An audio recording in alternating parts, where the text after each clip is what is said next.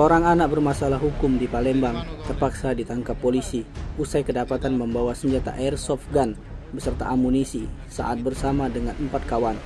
Pelaku terjaring operasi Pekan Musi 2023 Polda Sumsel. Berawal saat Satgas Ops Pekan Musi 2023 melakukan patroli di kawasan Taman Kambang Iwa di Jalan Tasik, Talang Semut, Kecamatan Bukit Kecil, Palembang. Di sana 2 personel Subdit Dalmas Direktorat Samapta Polda Sumsel mencurigai 1 unit kendaraan Honda Civic warna hitam dengan nopol BG 1074 RU yang ditumpangi oleh 5 orang anak baru gede alias ABG.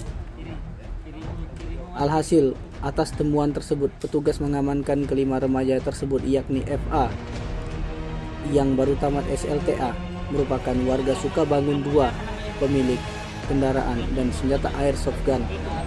Kemudian 4 remaja lainnya yang dijadikan saksi, yakni Andreas Febrianto, warga Sududuk Putih, Palembang, M. Ardiansyah dan M. Iqbal Arazu, keduanya warga Kenten Sejahtera, serta Yosendira, warga Lima Ulu. AKBP Sutrisno menyampaikan hingga kini pihaknya terhadap FA masih melakukan pemeriksaan terkait dengan kepemilikan dan tujuan membawa senjata airsoft gun tersebut. Tim Liputan Sumsel Update TV melaporkan.